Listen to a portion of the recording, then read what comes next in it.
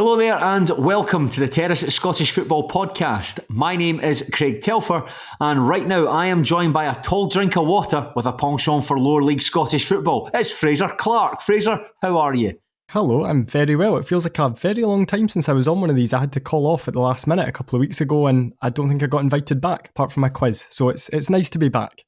And it's good to have you back. Yes, Craig Fowler stepped in at the last minute and he did give it a good go. And that's being charitable. We really need someone with the expertise, someone who's embedded themselves within the muck. And you are one of the very few people that's prepared to come onto this podcast and speak about being in the muck. So we really do feel grateful that you're back with us. In the muck that is the equivalent of Dumbarton Football Club's pitch. Oh, and that's a very good link because Fraser is our special guest. Not so much special guest. You are the co-presenter on the show, and we'll certainly be talking about Dumbarton and getting a lie of the land at what's going on with the football club. We'll also be discussing the big game at the bottom of League Two between Stranraer and Forfar Athletic. But first, we're going to do our very best to talk about Tuesday night's championship match between Queen's Park and Ayr United. And we say do our best is because we have seen a 40-second clip posted on the SPFL's Twitter account, and Duncan Mackay, an associate of ours, was at the game and sent us some notes. So we're going to do our best to use those notes to help contextualise that 40-second video clip. So, yeah, don't blame us. Blame the fact that Queen's Park have been slightly tardy in getting their highlights out. Yeah, I mean, there's a lot of discussion about a foul in the build-up to, I think it's Ayr's goal that gets them back into the game at 2-1. We've not seen it, so no idea. You know what? We'll try and keep the stuff about the championship as brief as possible because that's the frustrating thing about the games being on midweek is that you don't really get a chance to properly digest them and properly get into the highlights and the post-match interviews and really get a grip of the game. So, I mean, one of the games, we have literally just finished watching the highlights for it before jumping on the call. So, yeah, we'll skip over those games because there's plenty to talk about with Dumbarton. There's plenty to talk about from Stranraer and Forfar. So I suppose we'll just very briefly touch on the championship game. Queen's Park took a 2-goal lead through Jack Turner and Zach Rudden, but they folded like an abysmal deck chair and chucked it when Marco Roos and Ben Dempsey drew Ayr level before Curtis Main got the winner. That was Queen's Park missed the chance to gain ground on Partick Thistle. They're still in 5th place, but Ayr United have moved into 2nd. And just on that, it should be noted we're recording this on Wednesday evening. Livingston are just about to take on Raith Rovers. So if anything changes, you will be the first to know. Albeit this is probably going to go out on Thursday, so yeah, I'm sure you'll have checked Flash Score and looked at the league tables at this point. This podcast has not got off to a good start, but we'll do our best to try and rescue it. Yeah, I mean, we've basically said, listen to our podcast. It'll be out of date by the time it's out, and we haven't watched one of the games we're talking about. But if that's up your street, then please continue listening. Fraser, what are your thoughts on Queen's Park 2, Ayr United 3? Give us a shoot comment on it, please. My thoughts were when I saw the scoreline, I wish that I hadn't been at my own team's game because that looks like it would have been great fun. And then I saw the comment sent over from Duncan Mackay, which started along the lines of quite possibly the lowest quality 5-goal thriller possible. And I thought, maybe I didn't miss that much then. But from the highlights, from the goals... It looked entertaining. Like there was a good crowd and certainly a good crowd from Ayr United's point of view. I think Ayr are one of the teams that I enjoy watching the most at the moment. Yep. Like the weekend against Airdrie, they were sensational. I like the way that they're built kind of like, have you seen your team or any other team actually play English sides, like an English League 2 side in pre-season, and they come up and they're always just that wee bit bigger, that wee bit stronger, bit faster. That's kind of how this Ayr team look. Not all over the park, but they look a wee bit more like an English lower league team in terms of the way that they're conditioned, in terms of the way that they're built. And I don't think they'll get promoted, or I don't think they'll win the league.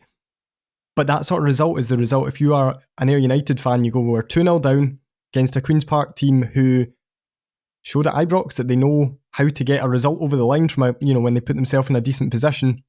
And we've turned that around and we've won 3-2. And it looked like a fantastic night. And that's the sort of night that would have me believing, if I was an Ayr fan, no reason why we can't do something here.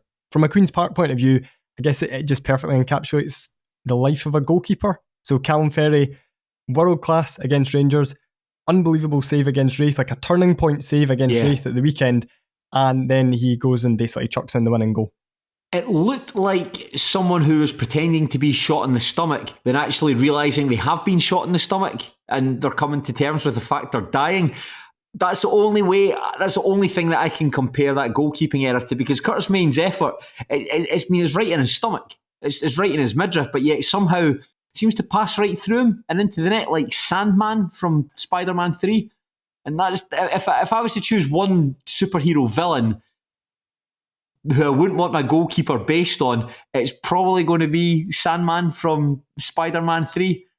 Aye, it's a shame because, as you said, like, he turned in one of the performances of the season against Rangers and then 2 excellent saves. I mean, that was at 1-0 as well. If either of those Wraith chances, the goal and free kick, I think it was Finlay Pollock at the back post, if either of them had gone in, completely changes the complexion of the game. And in this one here, I think as well with Ben Dempsey's effort, I don't know if he misjudged his angles. He might have thought the ball was going wide of the post and then turned and seen it just snuck in the corner of the net. It wasn't a particularly good night last night for middling championship goalkeepers, I think it's fair to say. Yeah, that would be a fairly reasonable assumption to make. I think with the Dempsey goal, it's when a goalkeeper doesn't dive, a shot usually looks rubbish. Yeah. You know, actually, Alan McGregor used to always stand. So if somebody hit a shot, he just wouldn't move. He'd just stand like a statue. That made it look quite good because it was like it was blistering. But Callum Ferry sort of like turns and runs or like moves towards it. And it might be a very, very well-placed shot, but just the way he reacted to it probably doesn't make his role in it look very good. Whereas if he dived for it and it got in the bottom corner, you'd say, well, he's just picked out the bottom corner and placed it perfectly. He's maybe a victim of his own body language there, above all else. Probably, yeah. So watch his post-match interview. Queen's Park had put up an interview with him and with Callum Davidson. And I was kind of kidding on about the Queen's Park highlights. I know Sean Davenport does an absolutely fantastic job in pulling them together, always of an excellent quality. But I did watch the post-match interview with Callum Ferry. I was expecting quite a lot of fronting up there. He didn't really say much about it, just said it's obviously disappointed with the result. They've got a big game against Aberdeen to look forward to, etc., etc. So not particularly enlightening. I don't. It's very difficult to talk about a game that you have no context of. I suppose one of the things I saw, this was a talking point in Pie and Bovril, and this is something that Duncan Mackay pointed out, was the stewarding was particularly heavy-handed at Hampden last night, and I'd say particularly heavy-handed towards the young Queen's Park fans. I'm not sure if we mentioned it, but when Curtis Main scored what proved to be the winning goal, the United fans spilled onto the pitch. But whereas I think there was some Queen's Park young team who, for whatever reason, the club appeared to have some sort of like fundamental dislike of, there did seem to be a fairly stringent presence in manhandling these youngsters. It must be so strange being a younger Queen's Park fan as well, because, and it's something that you've spoken about in the podcast and Sean's spoken about, like, we all got hooked on our teams when we were younger because we watched them during a successful time. Because now, Dumbarton weren't my local team, so I suppose that's maybe an argument against it, but Queen's Park's most successful seasons in terms of when they have been promoted or lifted silverware, they've been playing really, really far away from home. You know, it's not like they've not been playing at Firhill, which is relatively easy to get to from the south side or whatever. They've been out at Steny, or they've been at Falkirk, or they've been at Airdrie or wherever. It just must be odd that now they've got this generation, or a chance to get a generation hooked, especially on the back of the Rangers result. They've got Hampden, which is the perfect stadium for having a young team in, because they're not going to annoy anybody, because you just put them in a corner and they'll be so far away. It's not like, you know, we've obviously, and we'll probably come on and touch it, we've had issues with our own young team at Dumbarton. We've got one little stand. They've got 52,000 seats if they're at Hampden, albeit different if they're at Lesser, but if they're at Big Hampden, then there shouldn't be an issue with, you know, you wouldn't think even a massive stewarding presence, like a reasonably sensible stewarding presence, there's no issues and there's no need for any issues there. So if they're being heavy-handed with them, you do worry a wee bit that that's, again, Queen's Park turning away a younger generation who've maybe missed out on the chance to hook them because of moving out to Falkirk, moving out to Steny. They've missed out on the chance to hook them because of the pandemic, and then they're maybe missing out or pushing them away potentially when they're coming back now. Yeah, I can't understand it, and I don't think there's ever been any proper explanation from the club other than that survey that they put out with their supporters. It said if the team are doing badly and the opposition fans have a drum which could make them do better, is that something you would want in your stadium?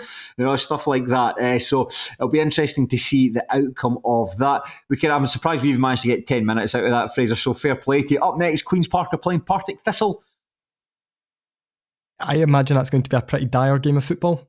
Yeah, the game between Queen's Park and Livingston, to beg your pardon, Partick Thistle and Livingston on the Friday night was really poor. We're expecting a lot better from that from both sides, and that's even withstanding the fact it was played in a terrible pitch. And Greenock Morton versus Ayr United. George Oakley will score.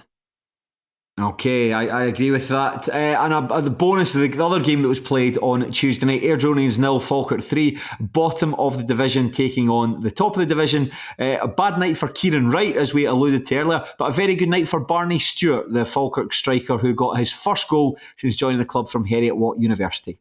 Did I hear Falkirk fans singing like Barney Army after he scored? Oh, was that what they were singing? Very good. So. I really liked that. I thought it's good seeing him. I don't know if you're aware, but he's a university student. That was mentioned numerous times. The fact that can you believe it? Somebody who went to university, played football, and is quite good at it. But no, it's good to get the finish. However, as good as his anticipation was inside the penalty box, and as good a finish it was, not a particularly good night for Kieran Wright, who was, fair to say, wanting for 2 of the 3 Falkirk goals. Yeah, I don't want to sound overly harsh on him, but I didn't really rate Kieran Wright when he was at Dumbarton. I know that me and Sean actually had a disagreement on that front, because I think he did quite like him when he was at Wraith. But for me, Kieran Wright looked like a goalkeeper that once you knew what his weaknesses were, and a big one when he was with us was shots from like the edge of the box. You just take pot shots at him and he wouldn't really get across that well. He normally carries himself quite well, so he looks quite confident. He kind of looks like a goalkeeper, but then I found him to be a wee bit of a hologram at times when he was with us. Who was the goalkeeper that took a back pass and it hit a bobble and went over his foot? Was that Kieran Wright? That was him. And then Adam King, I think it was, the Alloa player. Was it Adam King?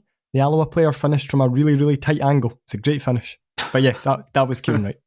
The first goal, certainly the first goal, the second of Falkirk's 3 goals scored by Brad Spencer, it reminded me of a lot, and actually, forgive me because I can't quite remember who scored it, but do you remember when Motherwell beat Rangers in the Premiership playoff in 2015, and there was that ball that just spun up into there, took a huge, I think it was off Zaliukas, Maria Zaliukas, what's the guy's name? Zaliukas, took a big spin off Zaliukas' leg and went over Cammy Bell and into the net. It reminded me of that, just without Kieran Wright falling backwards into the net, like a contestant and gladiator who'd failed at the cargo net.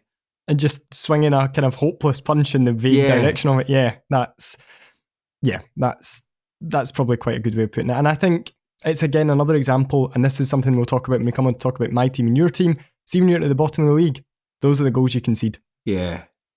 When you're going down, that's the sort of thing that happens. It's a shame. I feel a bit sorry for Airdrie, because I think prior to the weekend, certainly, they were one of the most informed sides in the division. I think they had won 4 games and drawn 2 in their past 6 matches. And it's just unfortunate you come up against 2 very good sides, and Ayr United and then Falkirk, who are really trying to push towards the title. And it doesn't help that when your goalkeeper makes grievous mistakes like that. I don't think there was anything particularly egregious about the goals they lost against Ayr United. Actually, I think the goals Ayr scored, there was one of them in particular, I think it was filmed by a vlogger in one of the stands. It's beautiful football. It's all 1-2 touch passing, really nice. It was Curtis Main that scored it. But Falkirk didn't have to work particularly hard, although they were the better side and I think would have perhaps won this match regardless. It's just frustrating when the other team don't have to work particularly hard for the goals they score.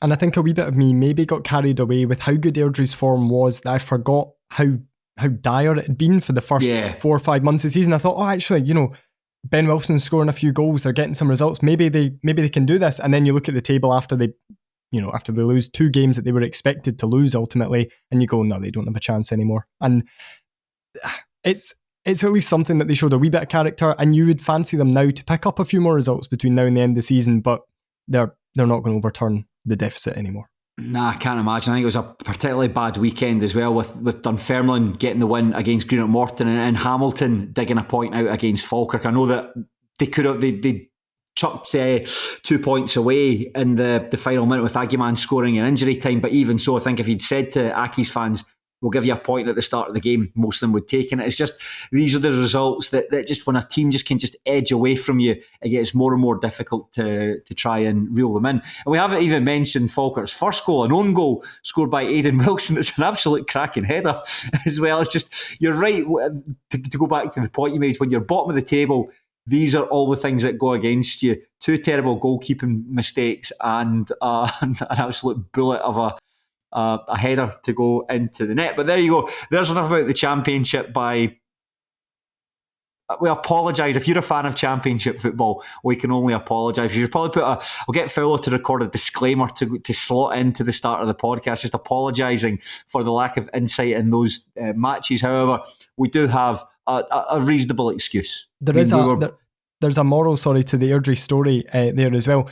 If you are Airdrie or anyone else, do not sign a player who has been on loan at Dumbarton from Rangers and wasn't very good. Because Aidan Wilson was also on loan at us, was also not very good, and obviously scored the own goal. So has Wilson not been quite good though for Airdrie? Certainly that spell in Ireland's toughened him up and he's come back to Scotland a better player than he left. Yeah, I think he's miles better. When he came to us, I think he was 17 or 18 and it was far, far too soon. And I actually think his contribution seemed to be that on his debut, he got rinsed by Frankie Ross at Morton. He then didn't play for a while, came back in against Livingston, got sent off, didn't play for a while, came back in against Dunfermline on the last day of the season, air kicked a ball, Dunfermline went clean through on goal, Craig Barr brought someone down, and he got a straight red card. I think I remember that actually. And just before we move on, am I right in thinking Kieran Wright is still contracted to Rangers? Yes, he is. Yeah. Bloody hell, that's equivalent like a 38-year-old still living with her parents. Because when he signed for us on loan, I'd said, it's obviously a big opportunity for you, and I'm guessing you're out of contract at Rangers in the summer, and this was the season we got relegated. And he was like, no, I've got another year on my deal there. I'm like, all right. And since then, he's signed another deal. Nice work if you can get it. I'm sure there's an idea for a film where someone who has lived with his parents, it's like the movie Step Brothers, where someone's lived with their parents so long and then when they have to move into adult life, they can't quite manage it. There's an idea of somebody who's just been contracted at Rangers until the age of 27 without ever actually playing a match for them, who is expected to go and become a fully functioning adult and start a career for themselves. One, if there's anyone from Netflix who's listening to this podcast, do get in touch. We can maybe thrash out some of the details. We'll bring Fraser in, Sean to a lesser extent because he's not here. I am sure we can make something work. But we'll drop into League One, Fraser. I'm going to stop us getting to League One just for 1 second. You know the player that I was immediately thinking of when you said that? Jordan McMillan. Yes, that's exactly right. That's exactly the player I was thinking of. He was, 20? Did he not make his first ever senior appearance when he was like 23, 24, something like that? And I think he only played about 3 or 4 games in total, but he was in the first team squad for near enough a decade.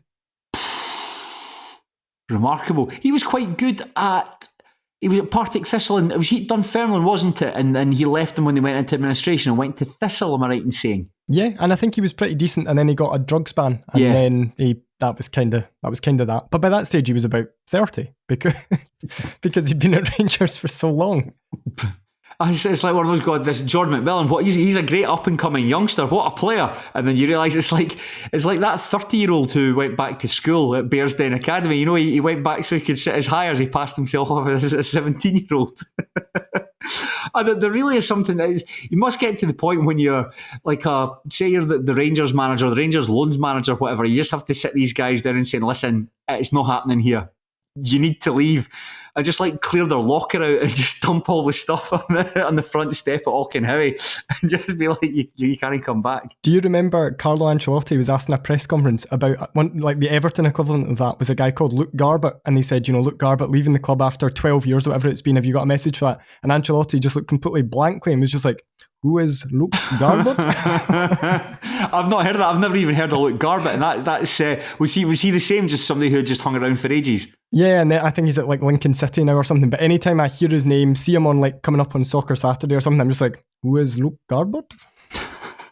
There you go. Maybe that's it. Barry Ferguson asked, who is Kieran Wright? Who is Jordan McMillan? Anyway, Fraser, now, is there any other players with arrested development you want to discuss before we move on? No, but I'll be thinking about it for the rest of the podcast. And then it seems like an idea for a future podcast. That's a good idea, actually. Arrested development players who hung around for too long. We've got 2 that we can discuss. Who knows? Maybe we can. I think you can need to get to about 5 before you can make a proper podcast about it, like a 20-25 minute Patreon. Leave it with us, listener. Alongside our screenplay, we'll also come up with a podcast as well. Don't say we're not good to you.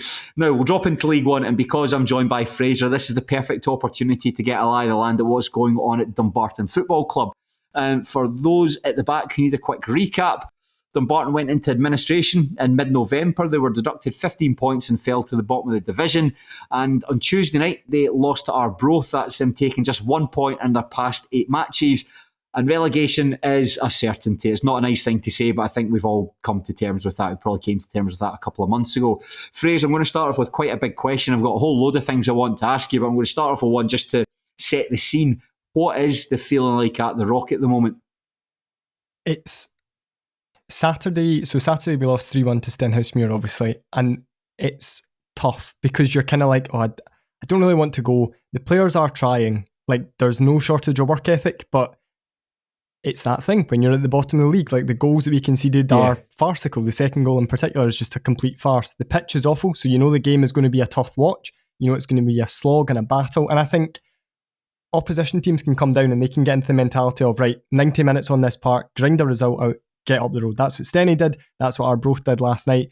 And our players are looking at it going, Christ, we've got 90 minutes on this, then we've got another 90 minutes on Tuesday, and then we've got another 90 minutes on Saturday on this pitch. And it just takes so much out of them. So the mood, it's not like overwhelmingly negative. It's just, my God, can we hurry up and get to the end of the season here and just fast forward? And to be fair, I was feeling pretty down about everything until we heard from the administrators last night on BBC Alba. And he had said that, there was progress being made behind the scenes. I think there's a statement due out, I think this week or next week. They're basically moving to the next phase. They've identified or are identifying a preferred bidder, and they hope that there will be a new owner in place and the club will be out of administration by the start of next season. That all of a sudden transforms the mood. It certainly transformed it for me, and it just transforms the hope, because I was looking at it going, we go into summer, you'll lose all your good players. Still in administration, you can't sign players who are over the age of 20. So you're going to sign a team of kids on very, very low money because there's no budget. If we keep the manager who's out of contract, but who's going to decide if, we want to keep this manager, new owners come in, would you sign a new contract if you were in his position and new owners are coming in? It just puts the whole thing up in the air. You then start the season with a team of kids, potentially a new untried manager, and a 5-point deduction.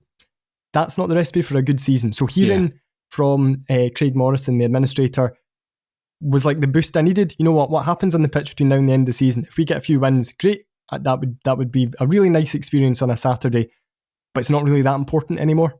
Mm-hmm. I'd been keeping an eye on the Sun's Sorrow thread on Pie and Bovril, and there was a poster who had wondered, they were supposed to hear from the administrator, I think at the end of January, and obviously you're now 5 weeks beyond that, thinking, when are we going to hear this announcement? And it did seem a bit strange that it was half-time on BBC Alba where the administrator gave an update, and it wasn't done on the club website and shared via social media. So, I mean, were you at the match last night? Yeah, so I was there. So the first I found out about it was reading Pie and Bovril and then going back on the iPlayer and listening to it at the game. Right, it's not the best way to convey some very important and some pretty groundbreaking information, but nevertheless, at least that's quite positive. We'll talk about what's happening off the park just shortly, but we'll talk about what's happening on it. I mean, you're playing the 2 best teams in the division there, Stenhousemuir on Saturday and Arbroath on Tuesday. You said there that at least the players are trying, that there's not the lack of effort, but it's just bad luck. How have recent games been?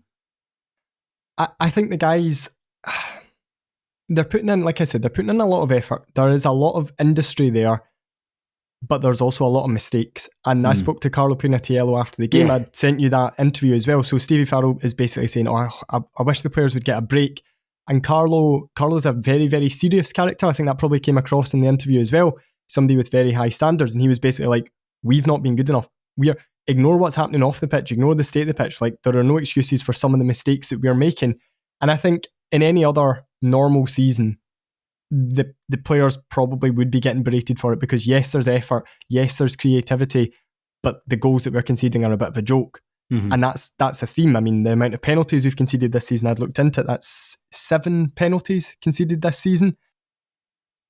Based on my kind of rough totting up, going through all the games and what I could remember from them, I think 17 of the goals we've conceded this season have been the result of like a direct error. So like kind of a missed header, an own goal, a weak back pass, a sclaff that lands at the feet of the opposition. Say what you want about what's going on off the park, but that's not really good enough. And unfortunately as well, that's a theme. If you remember back to the last time that Dumbarton were in League One under Stevie Farrell, that was also a theme, was the individual errors that were basically costing us. And that was right across the team, right across the defence in particular. Gregor Buchanan was our first choice centre-half that season. Probably had one of the worst seasons of his career. And I think if you speak to him about it, you'll openly admit that was one of the worst seasons of his career, not helped by the amount of changes, the fact that he had 6 or 7 different centre-half partners. Again, that's been an issue for Dumbarton this season in terms of availability at the back. Matty Shields has been out for a long spell. Carlo Pinatiello has played near enough every position. We lost Sean Crichton 2 weeks before the season started. He moved to Queen's Park to become a coach. Didn't replace him until about September with Ethan Brown from Kilmarnock, who I think has a lot of potential. One of these players who, if you had him on Football Manager, he'd be like a 1.5 stars, but with like 4-star potential, because so much of what he does is good, but then he does something and you're like, oh, you're trying to play out from the back and you've been caught out by a guy who's played 300 senior games and you've played 10. Then in January, Brett Long does his Achilles, Ethan Brown gets recalled, we sign Owen Hayward from Falkirk to replace Brett Long. He breaks a bone in his back in his first game. Then Paddy O'Neill's in goals, he breaks his finger, snaps the tendon, so he's out for the season. You're just like, there's no continuity at the back, which isn't helping things. The injury crisis has been bad. The defending has been atrocious. I mean, one clean sheet all season. Even add back in the 15 points and we are within touching distance of Annan, which is probably, for a club who got promoted after finishing, I think, 3rd or 4th last season, certainly not a club who were that close to challenging Steny for the league. You'd say, right, 10 games to play or 9 games to play, you're 4 points from 9th place is probably roundabout where you'd expect them to be. But one clean sheet, the goals conceded, it probably was only going to end in relegation regardless of the 15 points. I mean, it's looking at the team that was put out against Arbroath on Tuesday night. Yeah, the defence is all over the place. You can just see that the fact you've got fullbacks playing centre back just to try and make up the numbers at the back. But from midfield to front, there are still some very capable players in it. I like the spine of that team. I like Mohamed Niang, Finlay Gray. I think Michael Ruth's a great player. And that goal that he scored against Arbroath, that's a genuine goal of the season contender. Absolutely stunning free kick, helped by the fact that it hits the underside of the bar before it goes in. Always makes it more aesthetically pleasing. As bad as the defence have been, have the guys further forward been pulling their weight, do you think? Yeah, I think they have. And if we hadn't lost Ruth I think Ruth was out for 2 months. If we hadn't lost Ruth for 2 months, would we have more wins on the board? Yes. Ultimately we would, because it wasn't just his goals that were lacking. It was his ability to defend from the front, to take the pressure off. And, okay, it sounds a bit daft given that he played at the weekend against Steny and we were kamikaze defending, but we're a better team defensively with Michael Ruth in it, even though he's a centre forward. He does so much hard work. It just disrupting defenders and making them maybe have to go longer than they'd want, maybe have to rush a pass. It's such an underrated thing, and it really sets the tone for the rest of the team. Yeah, and they know that there's an out ball there, so maybe we'll get defenders who'll get caught in the ball, whereas if Michael Ruth's playing, they go, I'm just going to punt this into the channel, he's going to chase it and we might get a throw in out of it. If he's not playing, then Jinky Hilton went up front and did relatively well. It's not his position. Hilton's actually had a really good season. I think he's been far, far better this season than he was last year. He's up on 8 goals. I think he's only played 22 games because of injury. He's had a really good season. And he can kind of do the Ruth hold-up, but he's not got the same pace, the same running ability that he has. Joe Mbongo has been a disaster of a signing, ultimately. And he was brought in to be the number 2 to Ruth. And I think, and I'd said it to Fowler prior to the last podcast, he ends up about 5th choice in his own position. So we have one out-and-out striker on the books in Ruth. Mbongo's an out-and-out striker, but he is basically fallen behind Jinky Hilton, Craig McGuffey, Calvin Orsay in the pecking order. I mean, Orsay scored 5 goals for us in 4 seasons, and he's behind him in the pecking order. And Orsay scored 3 this season, and Mbongo's got, I think, 1 in 29 games, just really struggling. I don't like slagging. Certainly, the older I get, the less I like slagging players off. I think he might be one of the poorest players in the division. I'd say that including some of the guys that are like struggling at Annan and Montrose. For instance, I think I've seen Mumbongo a couple of times and just don't know what he brings. He looks like somebody who should be at least be able to put himself around, but he's such a remarkably easy player to defend and just generally play against. I wonder how much of his game has been built on being physically superior at a younger age. Like, he looks like a centre forward. If you were to design one from scratch, that's what he looked like. He's tall, he's broad, he's quick, strong. Well, he looks like he should be strong, but he seems to get pushed around a wee bit. And I wonder if maybe in development football, because obviously he's played English Premier League football for Burnley, so there's obviously something there. And I wonder if development football, the physicality that he had was enough to beat, players who were a bit younger than him and maybe a wee bit smaller than him and not quite as street smart. But then you put him up against somebody like Kinley Billum when he was playing centre half at Steny, who's not the biggest, not the most imposing, not a centre half naturally, but he dealt with him easily. Yeah. And you shouldn't be allowing a player who is younger than you, playing in an unnatural position and physically inferior to you, certainly height-wise and physicality-wise, to push you around like that. And he has done. So whose side would you, not saying to pick sides, but whose side would you come down on there? Farrell that's saying the players deserve more credit, or Pignatello saying that the players haven't been good enough? I'm probably tempted to side more with Faz, to be honest. And I understand it, and I think it's good that Carlo's got the high standards, and I think if I was playing, that would be me, because I'd be going, well, we've not been good enough. But I do look at it and think, for everything that they've been through in terms of not knowing if they were going to have a job, not knowing what the future of the club was. I mean, the administrators went in and basically said, look, unless we raise X amount of money, you guys aren't going to get paid, you're not going to have a club. That would really, really disrupt you. Then going, right, you've just got your season up and running, great win against Queen of the South with like the last touch of the ball. And all of a sudden, everything you've worked for that season is wiped out. And to top it all off, you're expected to play on that park every week. I get where Carlo's coming from. I think it's a great attitude for a player to have. But I'm tempted to side more with Faz on the basis that it must be soul destroying to be a player for us this season and everything that could go wrong. So if you're a player for us and you're thinking, I'm having to play on that pitch, it's dreadful. But don't worry, I've got Brett Long behind me, or I've got Mark Durnan behind me. Oh, wait, Long's out for the season. Durnan's been in and out of the team recently. He was ill at the weekend and missed the Steny game. Never fear, I'll go long to Michael Ruth. Oh, no, he's not there. Like, I feel really bad for the players. Milos Slawinski, talk to me about him. Young goalkeeper that's I think the fifth goalkeeper you've used so far this season. Yeah, I think that's right. I've kind of lost track, to be honest. And then we've got Shea Kelly on the bench, who's the sixth, and Luke Smallwood played, so yeah, fifth, sixth, yeah, something like that. I think the thing with Slawinski is, I think you can tell that he's young. And I think that is, well, you've got a 17-year-old in goals who's basically not played a senior football match. And against Arbroath, he made some really, really good saves one-on-one, and then he made a really good save from Ryan Dow in the second half, diving with his left hand. I think where he's got a lot of learning to do, and again, it's natural for a 17-year-old, is decision-making. It's that simple. And we've lost a couple of goals that maybe a more experienced goalkeeper would have known how to deal with the situation. A classic one, the Corey O'Donnell's second goal for Stennismuir at the weekend, which is basically a pass back that is, he clears it, just boots it off O'Donnell. I mean, very, very unlucky with the fact that because it's at quite an angle as well, the fact that it hits off O'Donnell and goes into the net, but that's a risk that didn't need to be made, I think it's fair to say. Yeah, and to be fair, I think Cammy Clarke as well was pretty weak with the back pass, so it's like, you've got a young keeper behind you, you need to give him a proper back pass, or you need to you're the more experienced player there, you go, I'm just going to put it out for a throw in. And again, maybe that comes down to a communication thing. I think there is potential there, but he is a guy who is unfortunately playing at a level that he wouldn't otherwise be playing at. It's not like he would have, Alloa would have gone out and signed him, or Montrose would have gone out and signed him. He's playing at this level because we don't have any money and we need a goalkeeper, and we needed a goalkeeper very, very urgently. The other thing that he has struggled a wee bit with is his long kicking. But from talking to people, he's basically never been told to kick long, because everything in development football is you play out from the back. Normally you'd maybe build it with a loan spell and say the West of Scotland League, then the Lowland League, and work your way up.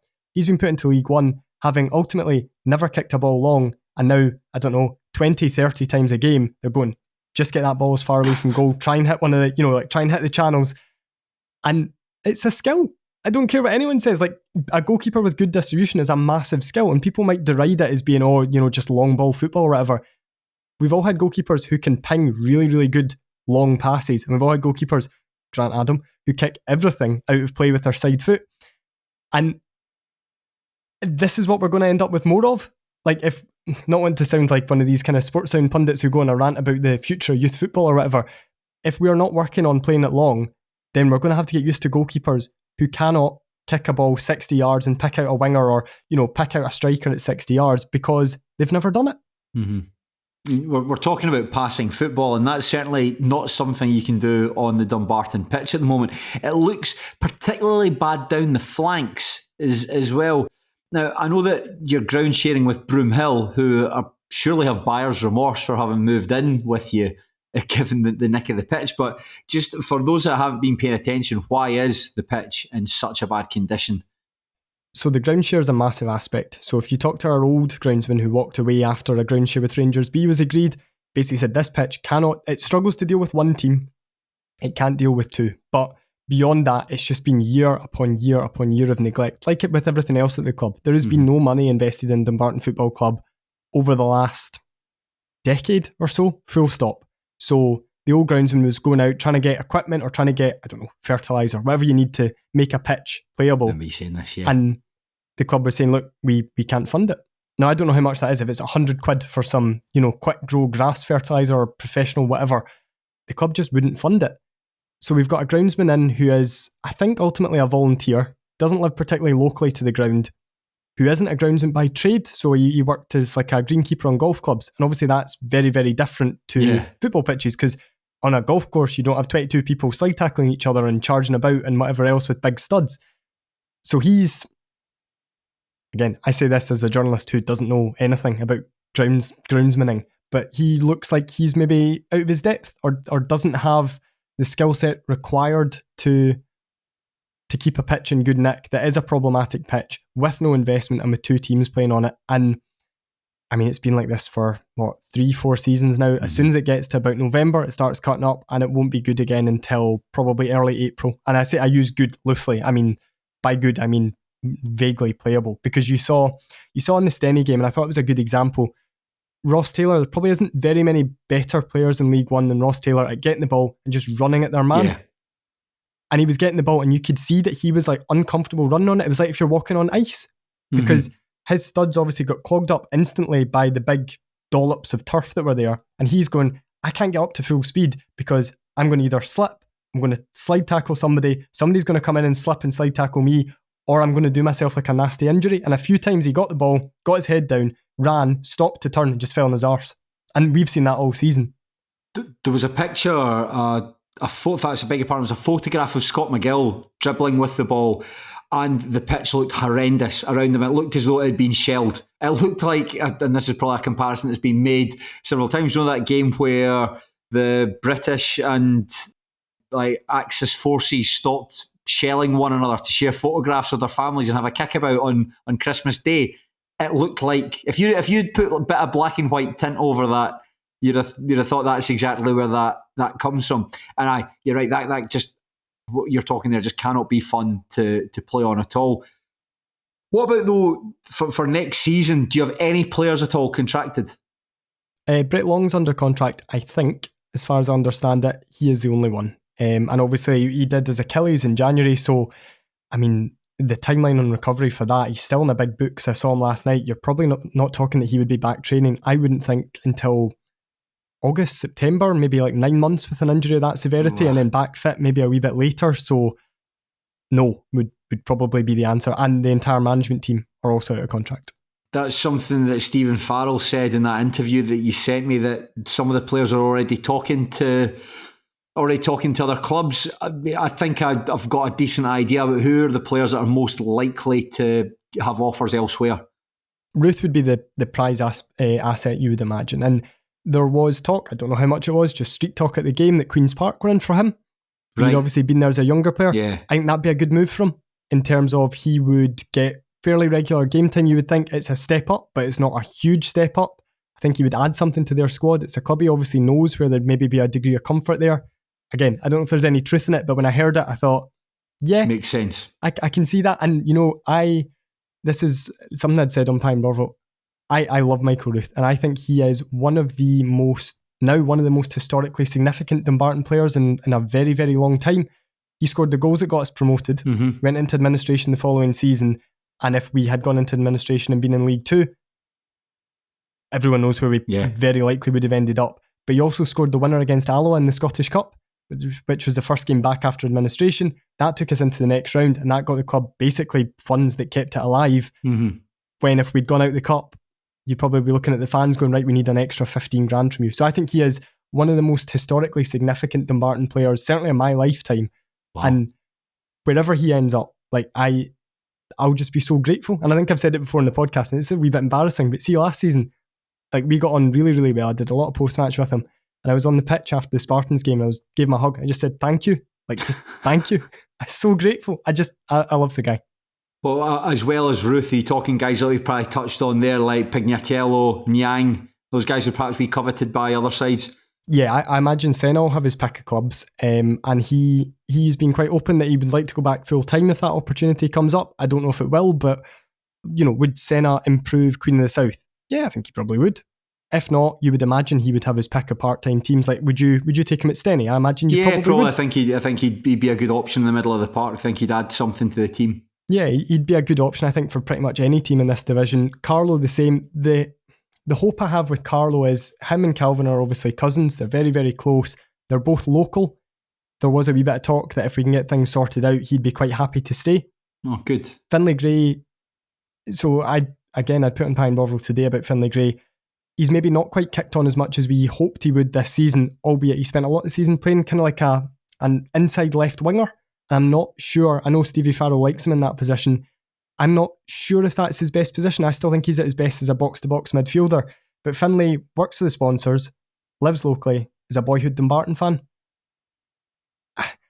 Again, this is me getting very, very sentimental about it. If I'm in that position, and it's easy to say when it's not me getting it, and I don't know, Alloa or Steny offered me an extra 70 quid a week, or I could stay at my boyhood club, my local club, where I work for the sponsors, where he doesn't really have any desire to go full time, as I understand it. Like, he's quite happy working and building a career away from football. I thought that he did want to be a full time player and wasn't particularly happy when the club rejected. Was it from Queen of the South? They rejected a bid from Queen of the South. Yep, yeah, that was all true. But from the last time, so I spoke to him after he signed his new deal in August, and I've spoken to him a couple of times since then. Again, obviously, if Falkirk come in or if Dunfermline come in and say we'll offer you full time football on X amount, then you'd be daft not to take it. But he said he was quite keen to sort of build up his skills away from football, knowing that he's probably not going to be a full-time footballer for that long in his career. I mean, he's born 2002, so he'll be 23 this year, I think. And maybe he'll get 6 years as a full-time footballer, or you work in that career and you have a nice living for yourself. And again, speaking sentimentally, if I'm in his position, I'm playing for my boyhood club. My granddad's got a season ticket. He's in the stands at every game. Like, I spoke to him and he was like talking about growing up watching Scott Agnew. I'm just like, this is great. This is amazing. Like, you had the same growing up as me. I wonder if the emotional connection might just be enough to keep him at the club. But that's going to depend on everything getting sorted, because he's not going to want to be embroiled in a relegation battle in League 2. But if we keep Stevie Farrell or add another manager and they make it clear he's in the plans, if everything's sorted out behind the scenes, even if we're in League 2, I do wonder if he maybe might be able to stay at the club. Yeah, we've spoken about relegation, the fact that it's a matter of time before Dumbarton go down. After the points deduction and once you enter administration, was it a game against Annan Athletic that was pegged as we need to win this game if we are going to basically catch them and overtake them, and we'll finish in 8th and they'll finish in 9th? And did Annan not absolutely hammer you? 5-1, yeah. And that was a game where we actually started really, really well. I think can't remember off the top of my head who was missing. Ruth was certainly out. I think Brett Long was suspended after his red card against Stenhousemuir actually the week before, the 4-0 game. So we were a few bodies down and started relatively well. And I'm going, okay, right, we can get this Annan team because they don't look great at the back. And then Annan scored, I think he scored twice before half-time, twice in 5-6 minutes. A penalty and a shot that Paddy O'Neill had sort of parried out. Thought, right, this is a bit of a mountain to climb. Got back in the game just before half-time and then immediately conceded at the start of the second half. And then you could almost see the belief just drawn out of the players. 3-1 down, 40-odd minutes to go, and Annan were were loving it. Like, they looked like a team who were going, we knew this was a big game and we've got this in the bag with 40 minutes to play. Let's just enjoy ourselves. So that was those two games, the Annan game and the Steny game the week before, the 4-0 game, were like back down to earth with a bump after we're in administration. We've raised 100 grand. That's incredible. Beating Alloa in the cup, we're 3-0 up after 35 minutes in that one. And then it's like, this is the grim reality of it. This is how it's going to be for the rest of the season. What about the young team? Because there's been a number of issues at Dumbarton with the young sons of the Rock. I think that's what they're called, isn't it? Young sons. Yep. And they'd been spoken to a number of times by people at the club. I think Stephen Farrell himself had actually had a word with them and just reminded them of their conduct and responsibilities. But a game against Montrose, a 3-2 defeat at the Rock, they had been warned before the match not to let off pyrotechnics. 10 minutes into the game, they let off pyrotechnics. A lot of them were moved to a secure area. Their parents were phoned. And as a result, all unaccompanied under-16s are prohibited from entering the stadium. What's happening with your younger supporters? I think from the young sons' point of view, they don't really have a leg to stand on. If the club specifically gets you in and says, do not let off pyro. And the reason for it is very, very simple. Beyond the boring, health and safety of having, I think the kids were between the ages of 8 and 12, having an 8-year-old with ultimately a firework in his hand. Beyond that, they were like, the club cannot take fines. So if we get fined $1,000 by the SFA for having pyro or whatever it is, then that's $1,000 the club ultimately doesn't have at this period in time. And it obviously didn't go in. And I had said after it that I could understand it. See, if we scored a last minute winner and they let off pyro, I can understand it. They let it off midway through the first half. Montrose had a free kick on the halfway line and we were 2-1 down. Like, there's no point. And then at half time, they let off another one, chucked it at a photographer. And you're like, fuck's sake, what are you doing? So after that game, and it was in the statement on the website, there was a fan obviously with like breathing difficulties who needed medical attention and then needed more medical attention during the week because of the smoke inhalation. I don't want to sound like Sir Alex Ferguson, but he could have been killed. If that's your granda. I'm not laughing at the situation. I'm laughing at the Sir Alex Ferguson, Robin Van Persie getting a ball kicked at him. If that's your granda at a game and these wee guys have let off that and he's ultimately succumbed to smoke inhalation because he's got a lung condition or got a breathing condition or whatever, that's about as serious as it gets. That's about as bad as it gets. And it did feel like there was a real lack of responsibility from them. So they, after a couple of fans got turfed out for flares, I think it was against Alloa that they'd had a flare or a smoke bomb at that game. They put on Instagram that they like stood with the band and all this. Yeah. And you're like, no, you need to take a degree of responsibility here because you're being treated like adults. So you need to behave like adults. There was a wee guy came in with a balaclava on and the steward was like, you need to take your balaclava off, mate. And he just wasn't having it. He ended up being huckled out. And you're like, what's the point? What are you trying to achieve? And they've obviously said under 16s can come in, but they have to have a responsible adult. And again, that can be a parent, that can be a guardian, that can be your pal's mum, that can be a trust member. So if another fan goes, look, he sits along from me, I'll vouch for him, and if anything goes wrong, then you come to me and we'll sort it.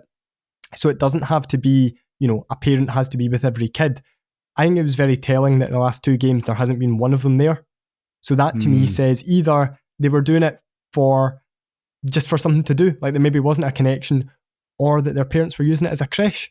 And they're just like, oh, could you come down to the game with me just so like me and my pals can get in? And they're just like, no. Yeah, I mean, there are a couple of other incidents as well. I'm sure I saw that a photograph that was shared in Pine Bovril, I think it might have been posted from Instagram, but the Rock had been graffitied. And then you're going back to a match you mentioned at Oakville View against Stranraer, that the toilets were destroyed, the away toilets, which again, the club aren't in a position, Stranraer were entitled as they were to build Dumbarton for the repairs, but it's just another problem that the club could really, really do without. Yeah, and effectively the club at the moment has been run, the administrators are taking care of the business side. Apart from that, it's pretty much exclusively volunteers. So if Steny come on the phone and go, look, we've had issues with your fans, we then need to investigate it. Who's investigating it? It's going to be somebody with a full-time job, somebody who's trying to fundraise to keep the club going. They don't need this on the side of it. And I don't know if it was someone from Steny's side or someone from our side. I think the cost of the Steny toilets were covered by like a sponsor or a benefactor or someone like that came in. But that could very easily not have been the case. And then you've got the club, I don't know how much it costs to put some toilets back together, but over $1,000, you would imagine, probably, if they're really trashed. Again, that's 4 players' wages potentially for a week, and you've just wasted it because you've smashed up a toilet in a ground that isn't yours from a team that you have no rivalry with. Like, that's another aspect. I'm going to sound like I'm going off on. And just keep going, man. This is all very interesting. It's another aspect that really riled me is and this is since the start of the season, every song had almost been about the opposition. So like they didn't have a song for Michael Ruth. They didn't have a song for Calvin Orsi, a song for Senna or anything like that. It was just like, we fucking hate Kelty Hearts. We fucking hate Airdrie. We fucking hate Steny. Or Steny get battered everywhere they go. Airdrie. And you're just like, you couldn't even point to Montrose on a map. Like, you have no animosity towards Montrose Football Club. You have no animosity towards Kelty Hearts or whoever. Sing about our players. Make it a bit more positive. Like, get a wee song. And if you're singing about our players, you might draw in a few of our fans to start singing with you. And then it builds a wee bit of camaraderie. But it felt like they were almost on their own because their natural way of acting was like an aggressive way towards the opposition team. So we played Berwick in the Challenge Cup way back in August, 4-0 up at halftime, completely cruising it. And you're like, that's maybe the time to start singing about the players who are scoring goals or something like that. And they're just like singing about Berwick constantly. It's the first time we've played Berwick since about 2012. I think that's we're going off on a tangent away from Dumbarton here, but I think that is an issue that is becoming pretty prevalent in Scottish football. I think it's been particularly acute over the last 18 months or so. Think of a number of games. Like earlier in the season, you're going all the way back to the start of the season, a match between Forfar Athletic and Edinburgh City abandoned because the young team had flares at it. I was at a match between Alloa Athletic and Stenhousemuir. There were flares that were thrown into the fans. No animosity between the sides. And the match was stopped on 2 occasions because flares were thrown to the pitch, which, by the way, left a mark on the synthetic surface at the Rex. That's money. And you just wonder, are you really here to get behind the team and to show that you support Dumbarton or Alloa? Or are you just here just to be a wee fanny and look for bother? And it's not just saying, there was an incident at Stenhousemuir against Arbroath, I think a fortnight ago, where there was a granny was, I think a bunch of young fans ran towards her and she keeled over and ended up having to go to hospital. It's, what are we doing here? I don't want to sound like because young people are class and young people should be encouraged and young people should be supported because they can do amazing things, but not at the expense of good people who want to follow football teams and older people who go every week. That's not fair. And it's that, and again, I don't want to sound like we're harking back to good old days, but like one of the major benefits of being a fan of a smaller club is the fact that I can spend 90 minutes, and I have done. I spent 90 minutes stood beside Montrose fans when we played up at Links Park. And that was great. I didn't feel the need to like berate them at every opportunity. It was nice getting their perspective on things, like hearing from different people with, how their season's been going, because ultimately, whether you support Steny, Montrose, Arbroath, whatever, we're all kind of similar sized clubs. We all basically share players. I mean, every team that we play, we'll have a former player basically in their ranks. So you can always have a wee bit of chat about that. And I don't want us to be in a situation, and to be fair, Links Park was segregated. I segregated for that game actually, but I was obviously came in the press store and just walked around wherever I wanted. But I don't want to be in a situation where away fans are constantly segregated from home fans at grounds where there's maybe 500 people rattling about. Yeah, I agree with that, man. But if this behaviour continues, that's going to be, because clubs will go like, we can't take the risk, so at Montrose, you'll maybe get that section of the main stand and you won't get to go on the terrace and you won't get to go behind the goal, which ultimately for away games is where you want to go. Like you want to go behind the goal, you want to explore it, you want to see the game from a different angle, you want to get close to it. And I just hope that we don't lose that because of the behaviour of people who probably in 4 or 5 years' time will look back and think, that was a wee bit embarrassing, wasn't it? Like my mum getting called and me getting kicked out of Dumbarton for throwing a flare at a photographer. I thought you were going to say in 4 or 5 years' time they'll be just watching Rangers and Celtic games on the telly and never speaking ever again about going to the Rock or going to Links Park. One final thing on that, Fraser, is something you touched on there, and it's something that you and I have spoken about. I think maybe a couple of months ago when we were doing a podcast, you talked about the relief of being promoted, not just because it was an amazing achievement to relegate Stirling Albion and then to beat the Spartans and Michael Ruth scoring those goals. But I remember you also describing it with a sense of relief because it meant you've got the buffer between, you've at least 12 months of this buffer between yourselves and the trap door. And now, as you approach what is very likely to be a relegation, that buffer's no longer there. You start the season, we don't know what the lie of the land is, but we do know that you're going to have a 5-point deduction. Is that something you're worried about going into next season? Try not to think about it on the basis that we could get taken over by a Saudi sheikh next week and everything could be fine. We could be bankrolled our way up the leagues or something like that. So I think I'll know maybe even in a couple of weeks' time, once it becomes clear perhaps who the preferred bidder is and what the situation is going to be, then it will become a wee bit clearer as to what sort of situation we're looking at for next season. I think the big thing I'm trying to look at the moment is we'll still have a club. See if we've still got a club. See if we end up being relegated to the Lowland League. That's really, really bad. But we'll still have a club. And at stages, certainly just after going into administration, there were times where I thought, I'm trying not to think about it. I'm trying to say this won't happen. But realistically, we could be left without a football club and without a stadium. And that does change our perspective a wee bit. And I think it changes my perspective on defeats as well. Like I don't get down about defeats as much as I would have done, certainly this season, which is a good thing given how many games we've lost. But I don't get as down about them because I'm like, well, the alternative potentially could have been that I wouldn't have had my club. And yeah, I'd go and watch other teams, but it wouldn't be the same. It wouldn't be the same. So whatever happens next season happens. See if we've got the club and we've already got it out of the control of the previous owners. That's a big step forward. Now whoever comes in, you just hope that they've got the club's best interests at heart and that they will be maybe more, more transparent, more honest, more open. And if that's the case and we end up finishing 9th by the skin of our teeth next season, that's probably a successful season. Good. Up next, Inverness Caledonian Thistle at home. I know. So Steny, who I don't know if they were top of the league, but certainly one of the form teams, are both who were top of the league last night. And Inverness, who if it wasn't for their points deduction, would be right up there challenging for the top end of the league. And all 3 games have been on our pitch. So our players are going to be like they've been wading through treacle twice in the past week. And nice, fully fit, full-time Inverness with Alfie Babbage and his sprightly young full-time legs is probably going to have a field day. But it'll be a nice experience for us in Inverness and the sort of shared handshake emoji of clubs who've been in administration this season. That's good. The admin derby. That's it. The Nat Wedderburn derby. I believe that's on Pie and Bovril, isn't it? You just name the derby after a player who has played for both teams. So why not name it after the big man?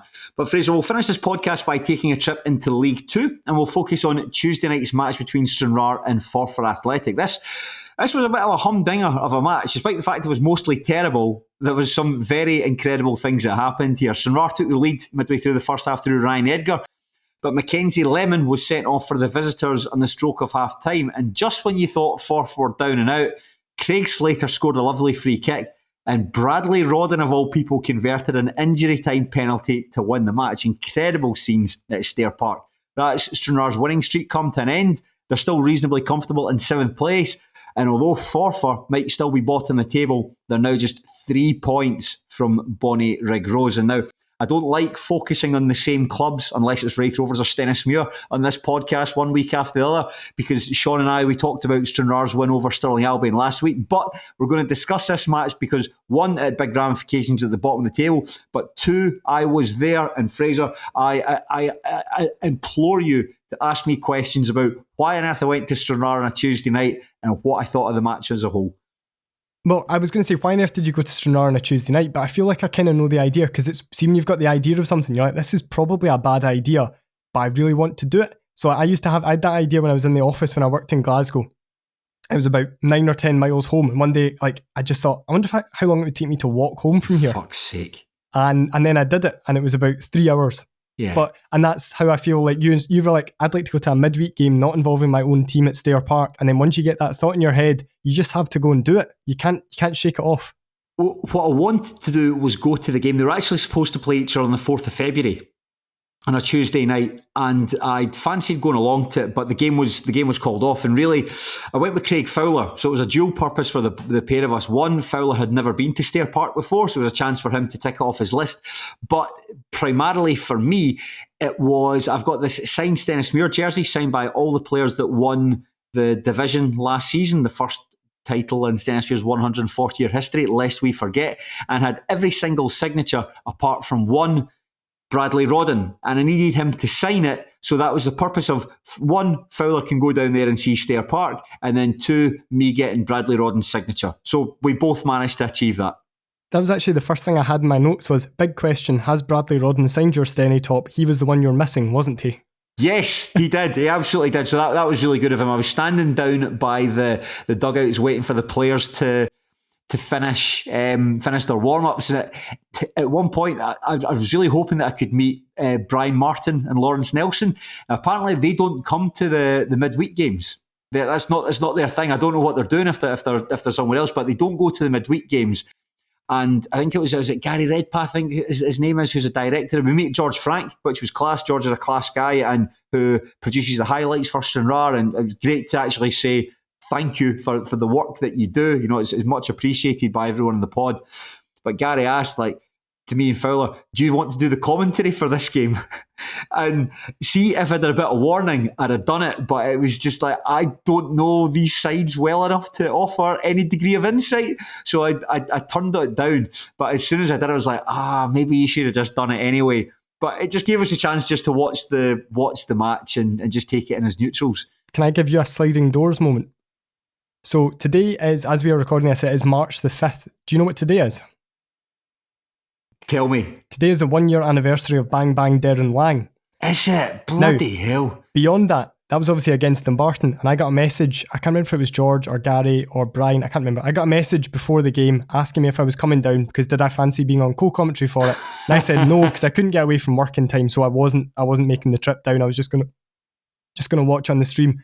I could have been on co-commentary with Brian Martin when he said Bang Bang Darren Lang, and he wouldn't have gone Ewan, he would have gone Fraser. And it plays in my mind. I'm just like, that's such an opportunity missed. It was the shoes were too big to fill. I'd say that the shoes were too big to fill. So it was a regret that we didn't get to do it. But as we say, instead you were just able to sit in the stand. It was the first time I'd actually sat in the stand at Stair Park, because every time I've been there, it's been as an away supporter. So we're on the opposite side. And one of the things that popped into my head, because there was a lot of younger boys who were down at the wall, guys who must have been about 11, 12. And they were right behind the away dugout. And what got me thinking was the playoff match against East Kilbride, where apparently there was younger boys who were down there slapping the back of the dugout and shouting things at Mick Kennedy and Simon Ferry. So do you know when East Kilbride scored and Kennedy jumped up on the wall and did a sort of provocative gesture? I was there thinking, wow, imagine seeing someone do that when you're this distance away from it. I can completely understand how things might have got out of hand if had that not been stewarded properly. With the kids down at the dugout, Kennedy on the wall, when you see it that close, you'd be like, wow, that could have that afternoon could have been a bit spicy. It'd be very brave kids to do that, and then Jim Weir turns around and looks at them. You'd be straight back to your seat, sitting down. No.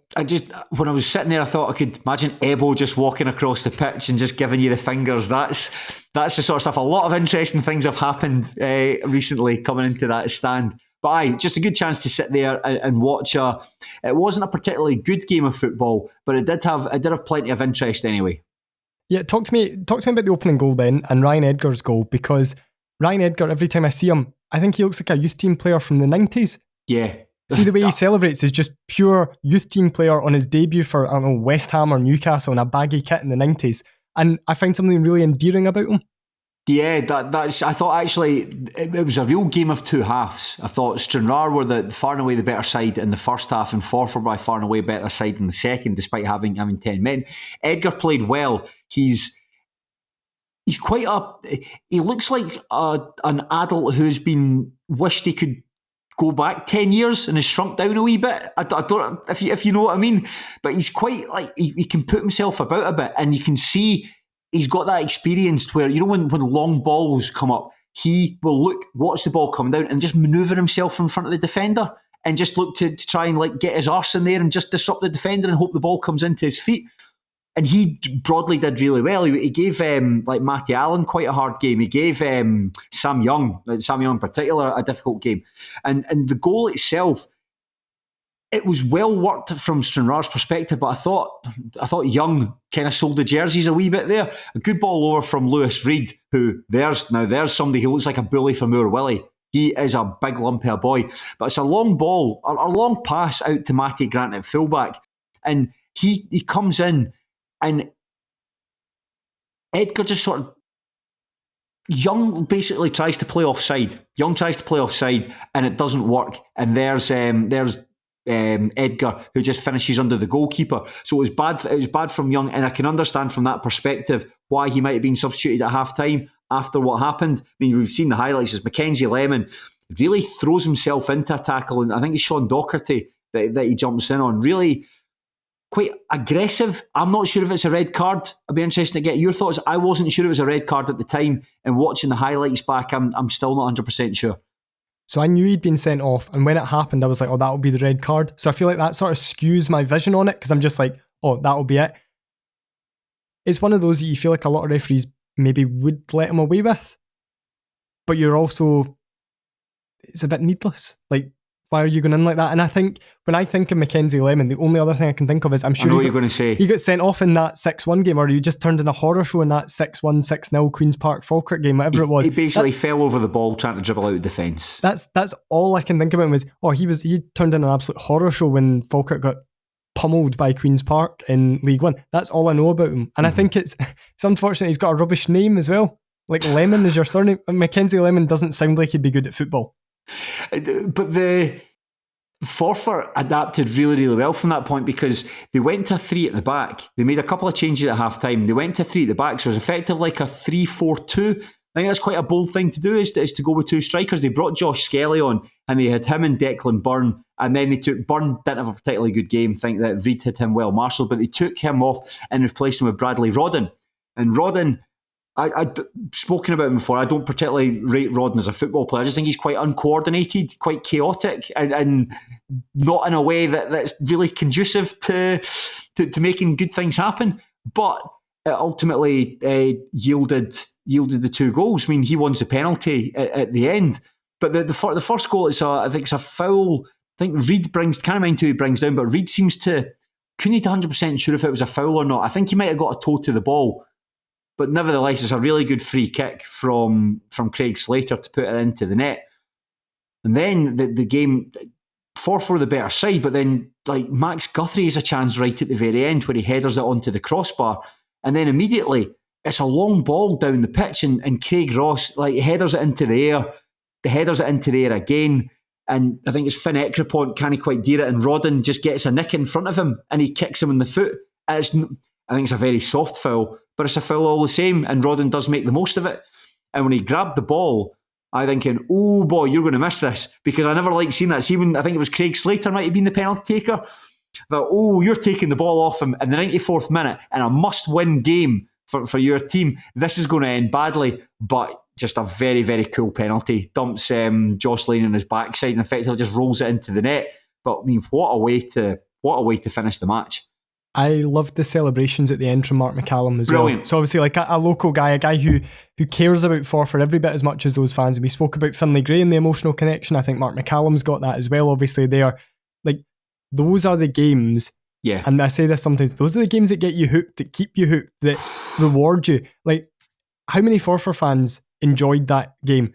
Probably none of them. None of them that were there actually had a good time. But see, the feeling when that penalty went in, and the feeling when the full-time whistle came over and Mark McCallum came over like high-fiving people and hugging people, that makes however much money you've wasted, taking a half day from work, going down the road, the fuel, the food, the entry tickets, that makes it all worthwhile. That's why we do it. And I was just looking at that almost enviously. So they're obviously Club 42 at the moment. Like, they're not in a good position. But I was looking at that going, like, that must have felt great. Like, we've all been there, and I am jealous of those fans, because I've missed the winning feeling, because there's nothing better than that. No, you're absolutely right. And the fans there, I think it must have been, they're probably like single digits, probably maybe about 10 or 11 fans that were there. But to go down and witness your team do that, I mean, the first half performance, the guys that you would look to be getting on the ball, like Craig Slater is one, and Stuart Morrison, who I think are pretty good football players, Slater especially, barely in the game. I think what Stranraer liked to do, it was really hear him, scare him. A lot of the time, nobody was putting their foot in the ball. The only player that was trying to actually make things happen was Matty Grant. He was the only one who was actually looking to try and dribble people. And Slater, who I think Forfar put a bit of investment into to sign him from Arbroath, he's the guy that you want to slow the game down, allow the better players to come into it. And he was just as bad as everyone else, just at kicking the ball away as soon as he got it. And it was strange, because going down to 10 men, the change of shape certainly helped. The change of shape was excellent. I mean, Jim Weir in his post-match interview said it was Gavin Price's idea. So give Gavin Price, the assistant manager, the credit for that one. But to do that, and to still play, don't worry, Fraser, see you're looking at your phone, so we'll get finished up really shortly. Is that the girlfriend texting when can we put dinner on? No, it was my brother messaging me actually, so I was just trying to see what he was saying. But he's just talking about whatever we were talking about an hour and a half ago, and it slipped my mind what it was, because it just says, just like the old Barclays, what are they going to do with it then? Okay, we'll get this wrapped up. We'll get this wrapped up talking about Forfar, so we can find out about the old Barclays. But the second half, like I thought the best player in the park was Danny Denham. Particularly he didn't have much to do in the first half, but the second half he moved to left wing back, and for someone that's not played a lot of football recently, like did really, really well. I think particularly defensively, and it maybe helped in the fact that I think Sean Docherty might have taken a sore one in that tackle from Mackenzie Lemon, and basically he had to come off at half time. Matty Grant dropped back to right back, and Robbie Foster was put on at right mid. Foster didn't have a particularly good game. He was nothing really worked for him. You know, he'd run down blind alleys as when he was playing with his back to goal. His touch wasn't particularly assured. And on top of that as well, you're losing Matty Grant, who was the best threat. You're having to play him further back, and he's not able to get further forward because Denham, to his credit, really had them pegged back a lot. And, you know, like, Danny's my mate. So for someone who, you know, was probably like winding down his career on the bench at Spartans, I think to get the chance to go back to a club who, this is his third spell with them, you know, he joined Forfar from like university football.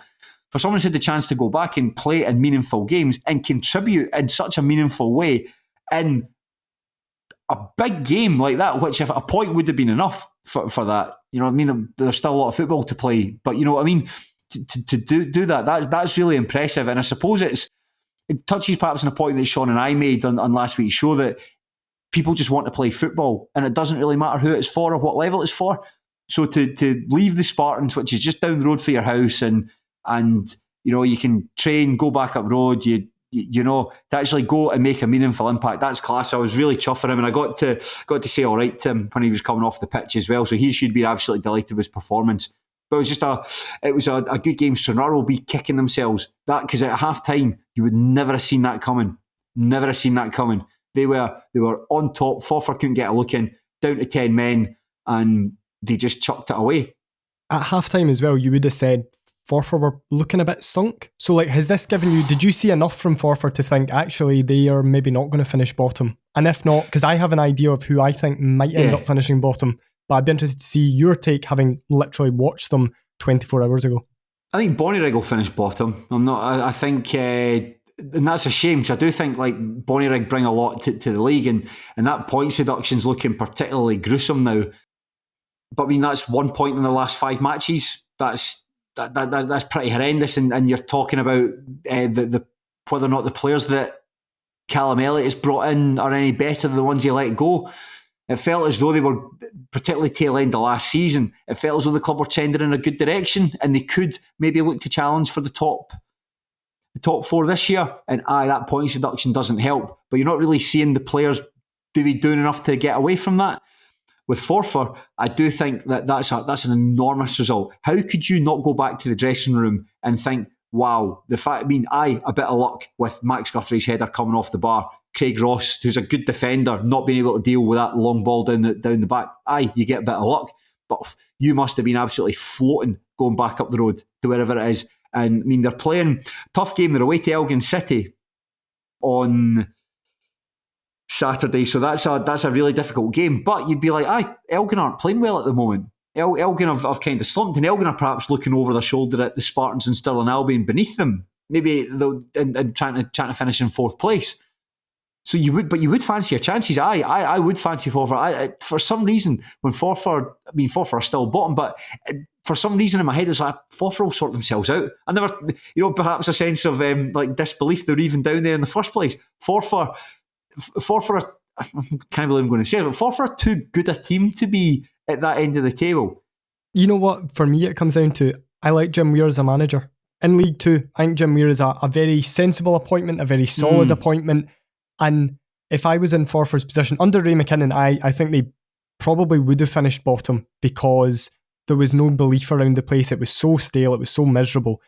But I just feel with Jim Weir, the fans are back behind him. He's bringing fresh ideas.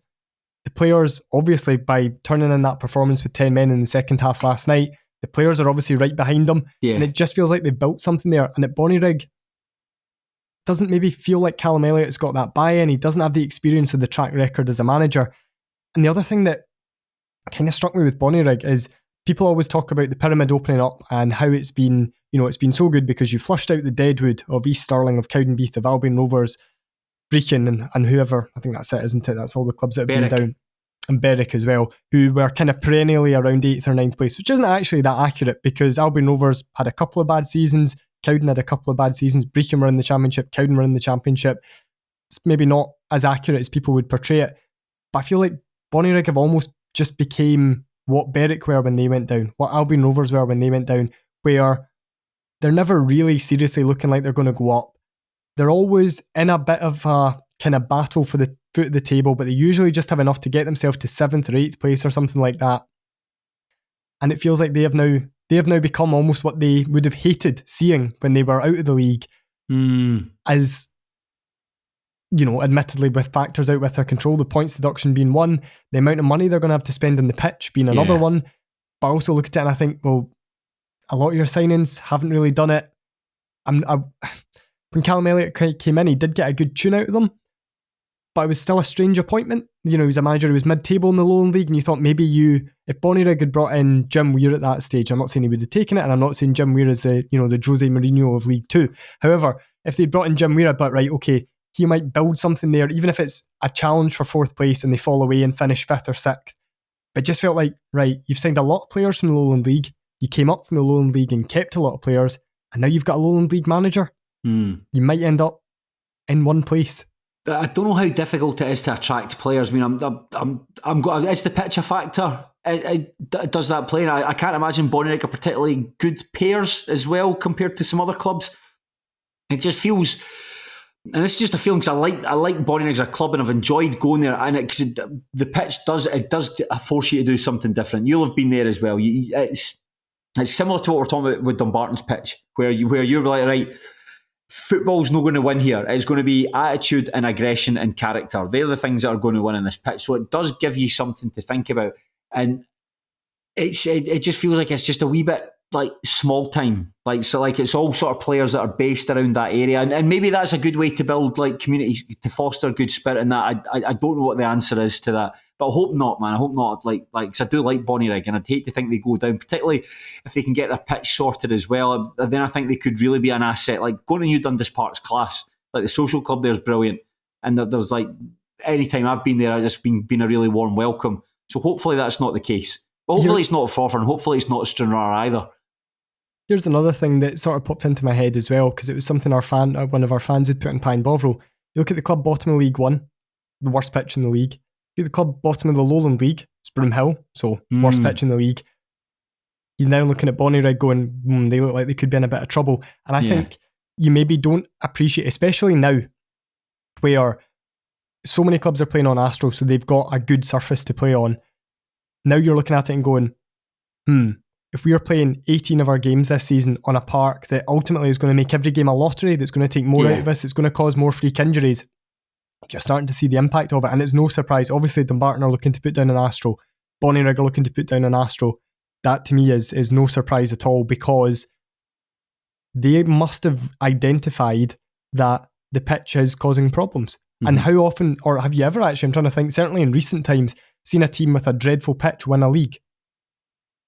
Yeah, I certainly couldn't think of anyone. And you're right. I mean, going by Pie and Bovril, when it comes to Dumbarton, that's the number one talking point, that every club will have the same. It doesn't matter who's injured, who's available. Everyone is the same thing. The pitch will be a factor, and you don't get that. I mean, there are not that many grass pitches in our division. In fact, there's only one grass pitch in the division.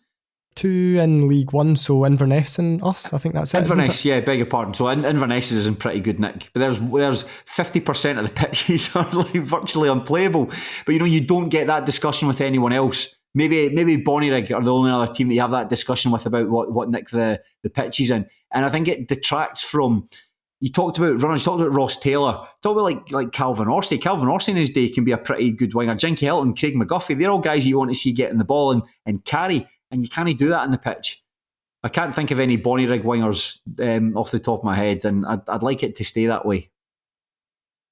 No, I'm trying to think, and normally I'm quite good at this thing, but I've totally neglected League 2 this season, seeing as I'm going to be fully immersing myself in it again next season, so I don't need to think about it now. Bonnyrigg might not even be in it, so I don't need to know who plays in the wing for them. Worry about it in the summer. Dear listener, if you can name 3 Bonnyrigg wingers, then please get in touch with myself and Fraser, because we would love to know. Save us going on Wikipedia and spending precious bandwidth. But I think that's perhaps a good place to leave it, our ignorance of all things Midlothian. Yes, I assume that if you are playing in the wing for Bonnyrigg, then you've played for Tranent. I think that's a pretty safe assumption. Yeah, I'll take that. I'll agree with you on that one. Now, Fraser, thank you very much for hanging out with me this evening. I will let you go, and you can chat with your brother, find out what's happening in the Barclays. Yes, I will do. I will look forward to it. Now, if you enjoyed this discussion and you want to hear more from the Terrace Scottish Football Podcast, do check out our Patreon, patreon.com/Terrace Podcast. For as little as £2 per month, you can access hours and hours of content, and believe me when I say it is well worth your time. Fraser and I are not going to do a Patreon. We're just going to head up the road because I've got quite a lot of stuff to do. A View for the Terrace, I need to prepare for that. That's back on your screens on the iPlayer and on the television, so do watch it, and do remember there is plenty of action across the lower leagues coming up this weekend. But unlike the young sons who graffitied the rock and smashed up the toilets at Stenhousemuir and let off the flares that killed a grandfather, enjoy your football, but please do so respectfully. Thank you.